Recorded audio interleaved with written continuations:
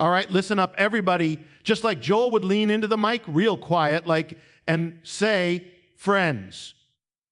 Not as students, not as seekers even, but as friends on the same wild ride back home to God. So, friends, let's cut through the spiritual fluff for a second. You've heard this phrase tossed around in churches, in books, maybe in your own head. Day to self. Sounds heavy, right? Sounds like you got to lock away your personality, squash your dreams, become a doormat for the universe, a real drag. But what if I told you that idea you've got in your head? Total baloney. What if dying to self ain't about becoming less, but about getting out of your own way so you can become infinitely more? What if it's not a funeral, but the back door to a freedom so crazy you can't even picture it yet? Joel Goldsmith didn't play by the rule book. He ripped it up. He talked about this not as sacrifice, but as the ultimate spiritual hack. It's about spotting the impostor, the loud, worried story-telling you that's running the show and realizing it's a fake. Dying to that, that's like taking off a weighted vest you didn't know you were wearing. You ain't losing you, you're losing the chains. We're going to break down this hidden truth. We're going to see it not as a loss, but as the only win that counts. So stick with me. By the end of this, you're going to see that door crack open, and you're going to want to walk through it. If this hits different, if it starts clicking for you, do me a solid smash that button, drop a 444 in the comments if you're ready to see the old story burn, and subscribe, because friends, this is just the tip of the iceberg, and we're just getting warmed up. Right. So let's talk about this jailbreak, because when you hear die to self, man, it sounds like a sentence. It sounds like you're the problem, like everything that makes you, your personality, your drive, your sense of humor, your dreams has got to be put in a box and buried 6 feet under. The whole vibe is somber. It's about becoming less. A spiritual shrinking, and that feels awful, so of course we resist it. We think God wants me to be a shell of myself, a nobody that can't be right. But friends, that's where the whole thing has been twisted. Joel pointed us to a totally different frequency. He said, look, the self you're being asked to die to, it ain't the real you. It's the prison you think is you. It's the collection of old hurts, society's opinions, the constant chatter of, I'm not enough. The fear-based stories running on a loop in your head. That's the cell. Dying to R, that isn't a death sentence. It's the jailbreak of a lifetime. Think about it. You walk around carrying this whole identity like a suit of armor. I'm the guy who got passed over for the promotion. I'm the people pleaser who can't say no. I'm the one my father never believed in. I'm a success. I'm a failure. All these labels, these storylines, these reactions, they feel solid, right?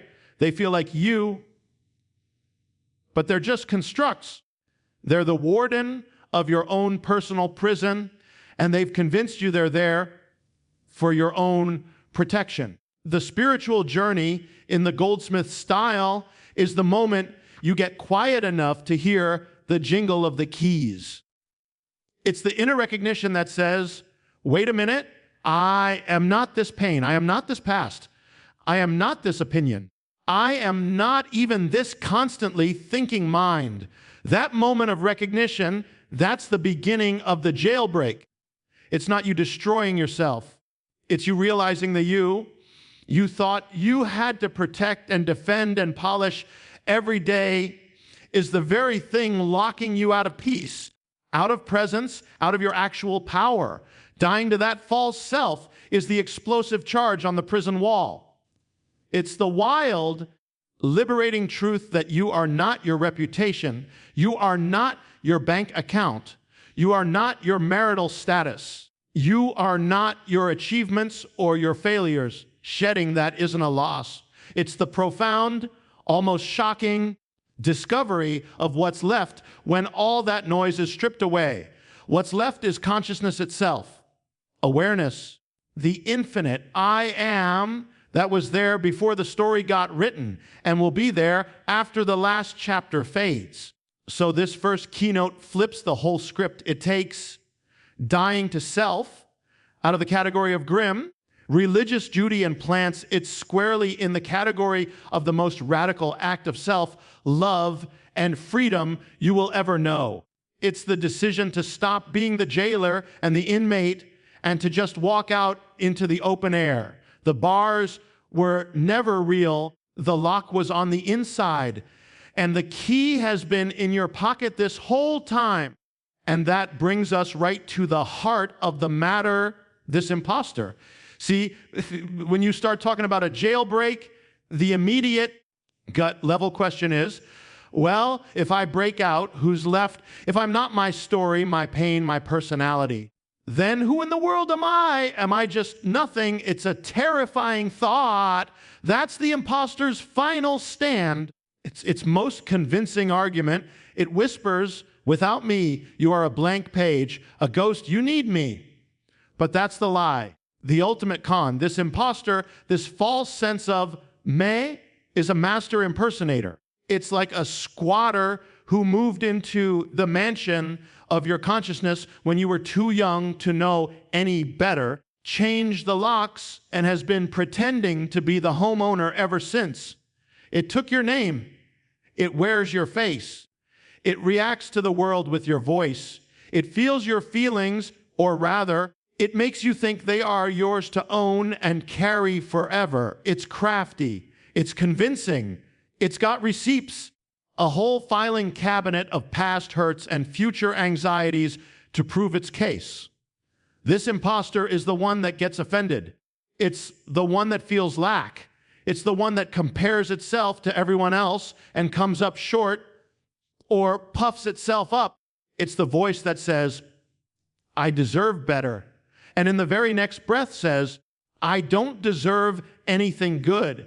It's a swirl of contradiction, a reactive bundle of conditioned thoughts and emotional habits. And because it's all we've ever consciously known, we mistake its frantic noise for our own identity. We think the squatter is us. Losing die, that is not losing yourself. It's evicting the squatter. It's realizing the being who is aware of the offense, who witnesses the feeling of lack, who observes the comparing mind. Mine, that being that silent, vast awareness, is the real you. The imposter is the stuff you are aware of. You are not the storm of thoughts. You are the sky that holds the storm. The sky doesn't lose anything when a storm dissipates. It becomes more authentically, clearly itself. So this process of being is really a process of exquisite, gentle discernment. It's you, as the awareness, starting to notice, there's that old feeling of insecurity rising up again. There's that familiar story about how I'm not smart enough playing on a loop. You don't fight it. You don't feed it. You just see it for what it is, the imposter, the conditioned program running its old, tired software. And in that simple seeing, without judgment or engagement, something profound happens. The identification breaks. You are no longer fused with it. You realize that is a thought, that is a feeling, but I am not that. I am the one who is aware of it. In that gap, the imposter loses its power. It's seen. Its disguise is blown. You're not annihilating a person. You're withdrawing your belief, your faith, your identification from a phantom. You stop pouring your life force into maintaining a mirage. And what feels like a loss is actually the energy you once wasted on the charade returning to you, becoming available. You're not becoming nobody. You're finally becoming as somebody real.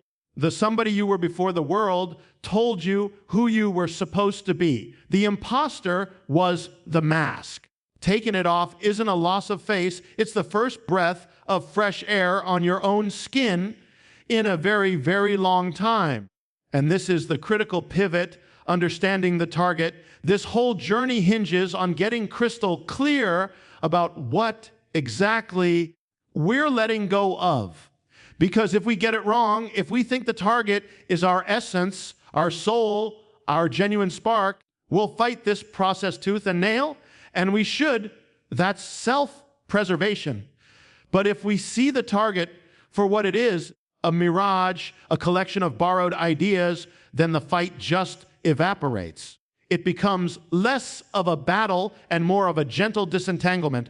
The false me isn't a thing you can put your hands on. It's more like a gravitational pull towards a certain way of being in the world. It's the automatic setting. Think of it as your psychological autobiography narrated by a voice that's convinced it's the main character. It's the bundle of I statements that come from history, not from presence. I am someone who can't speak in public. I am a person who always gets overlooked. I am the responsible one. I am a failure at relationships. That's the false me. It's a story woven from past events, other people's opinions, and your own conclusions drawn when you didn't know any better. It's solidified memory posing as identity. The real you is none of those stories. The real you is the S capacity for all experience. It's the silent, aware space in which the story of the false me appears, has its moment, and dissolves. It's the canvas, not the painting, the screen, not the movie. The false me is the dramatic, compelling film full of conflict and emotion. The real you is the pure, white, silent screen that allows the film to be seen, but remains utterly unchanged by it. You don't die to the screen. You stop mistaking yourself for the thrilling, terrifying movie playing on it. This is where the practice gets practical. It's in the moments of trigger. Someone cuts you off in traffic. The imposter, the false me, immediately surges forward with a script. How dare they? That disrespectful jerk. I should teach them a lesson. That reaction is the false me in its pure, unvarnished form, defensive, territorial, rooted in a sense of a separate, aggrieved self. Dying to that doesn't mean becoming a doormat. It means in that heated moment, you have a nanosecond of recognition. You see the script starting to roll. You feel the old energy rise. And instead of being that reaction, you simply witness it. You don't fuel it. You don't judge it. You just see it as a predictable program booting up.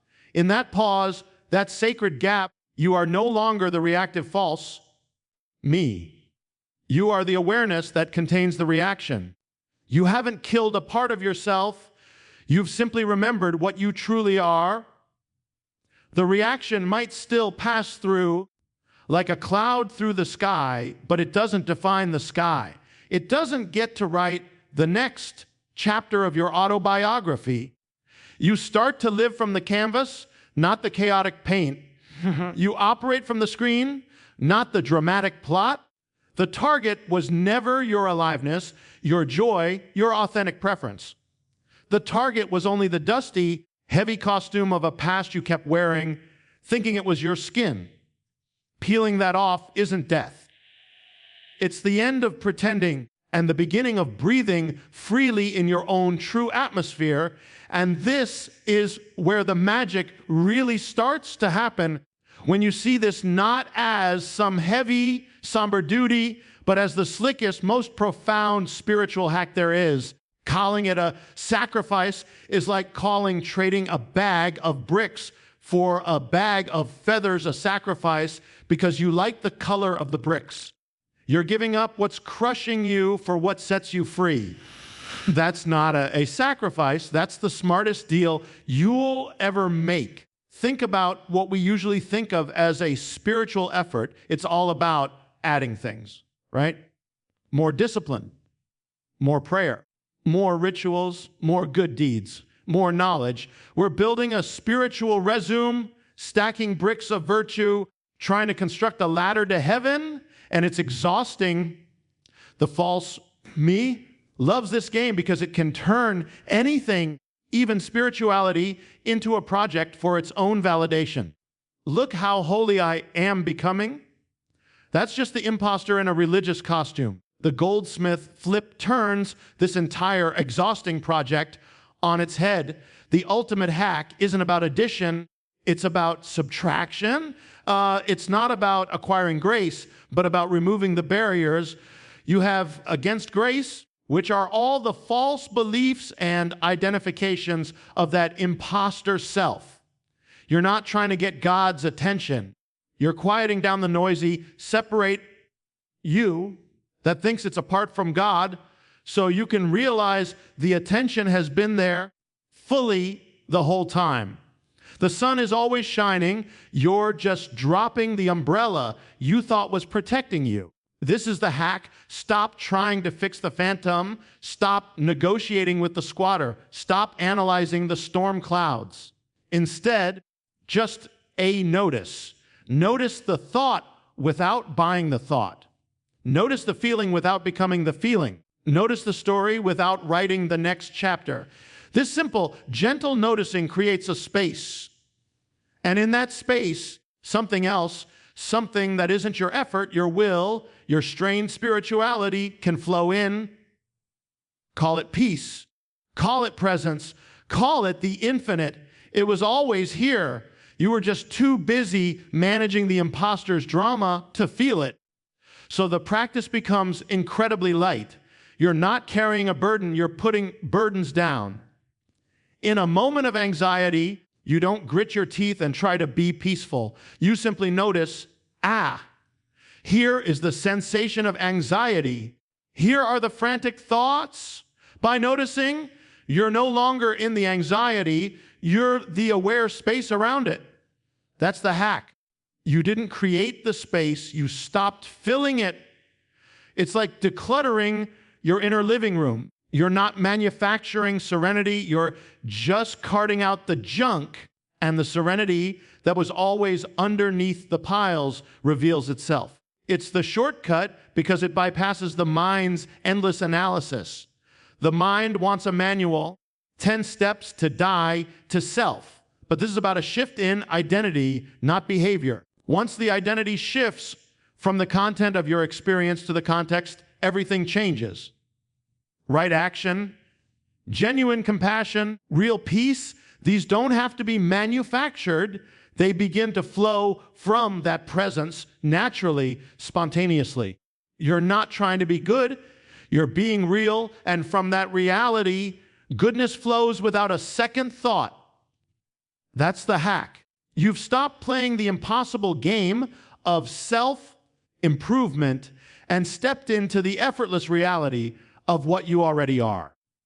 The work isn't to build something up. It's to see that the thing you were trying to build was a prison wall and to simply step out from behind it. And this is where the metaphor gets physical, because this whole process has a feeling in the body, a literal, tangible sense of release. That weighted vest. You've been wearing it so long, since you were a kid probably, that you forgot it wasn't part of you. You learned to swim with it on, to run with it on, to build your entire life carrying this extra load. You think the strain in your shoulders, the shortness of breath is just what life feels like. The weight is all the shoulds, the what ifs, the need to be right, the fear of failure, the clinging to old identities that no longer serve you. It's the solid, convincing heft of the false. Me. Taking it off isn't a violent act. You don't rip it off. It's more like a gradual, dawning realization. You're in the middle of your day, caught in the old pattern of striving and worrying, and for a split second, you feel the weight. You feel the sheer effort of maintaining this persona, of keeping the story on track, of defending this invisible territory. And in that moment of feeling it, truly feeling the burden, a question arises almost by itself. What if I just didn't? What if I stopped holding this up? That question is the beginning of the straps loosening. Then comes a moment of choice. Not a dramatic once and for all choice, but a micro choice in the flow of an instant. Someone says something that usually hooks you that normally would trigger a whole internal drama of defense or justification. You feel the old pull, the vest tightening, preparing for the familiar struggle. But this time, you don't engage. You don't feed the story. You simply let the comment pass through without building a fortress of thought around it. In that letting go, one of the lead plates in the vest just dissolves. It wasn't welded to you. It was held in place by your own belief, by your own repetitive mental action. You stop the action and the weight falls away. You start to notice this in small, surprising ways. A problem arises that would have sent the old you into a spiral of anxiety for days. Now, you deal with what's in front of you, but the background soundtrack of catastrophic thinking is just quieter or gone. That's another plate gone. You find yourself laughing more easily, not from a place of ignoring life's difficulties, but because the constant low-grade dread that used to hum underneath, everything has dissipated. That was a huge chunk of the weight. The dread of the future, which is just the false me, projecting its own fragility forward in time.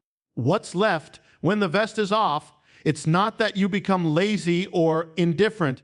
It's that your energy is no longer consumed by the full-time job of managing and protecting a phantom. That energy becomes available for creativity, for genuine connection, for spontaneous joy.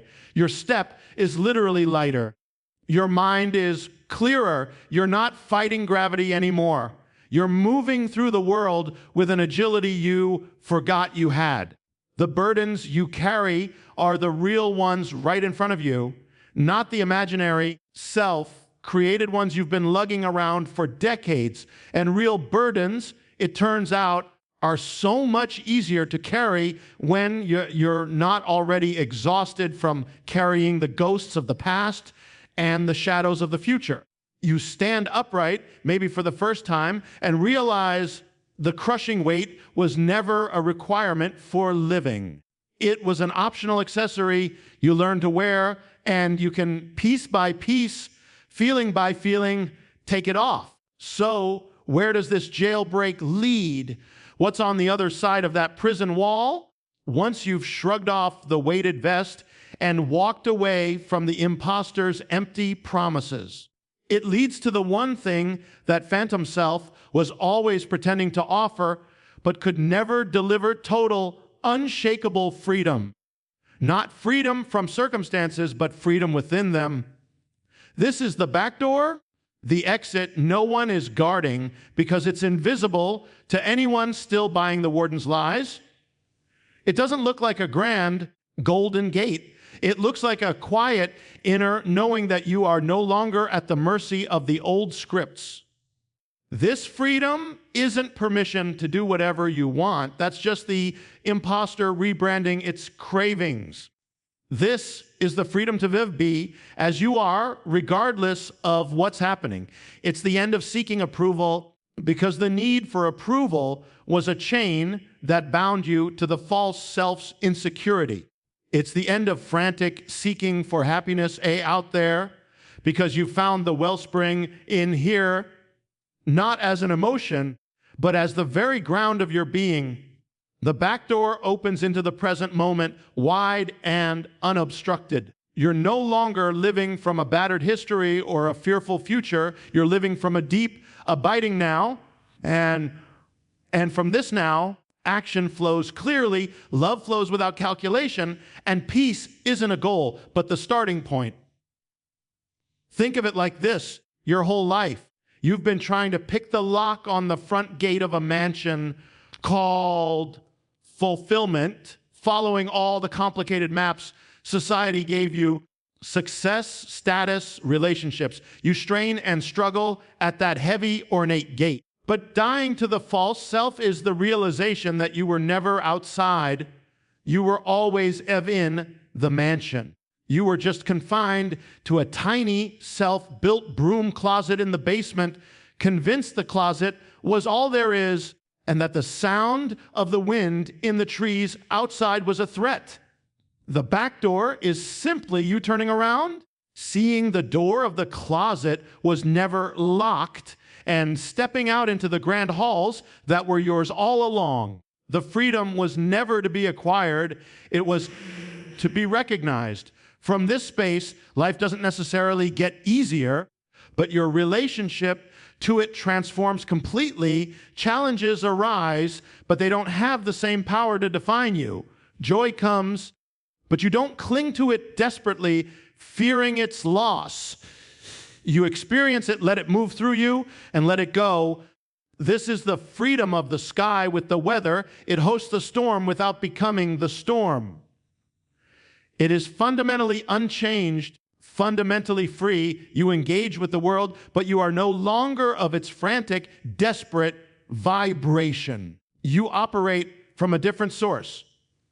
This is the hidden truth Joel pointed to.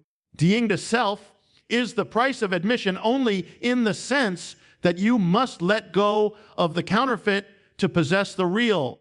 You leave the closet to claim the mansion. It's the ultimate relocation, not of your body, but of your identity. And from this new, true address, everything looks different. The same world, but seen through eyes that are no longer clouded by the fiction of a separate, fragile self. The chains were made of thought, and the key was always your own attention. You've stopped focusing on the lock, and in that shift, you find you were free all along. The walk wasn't out of a prison, but into the vast, open property of your own limitless being.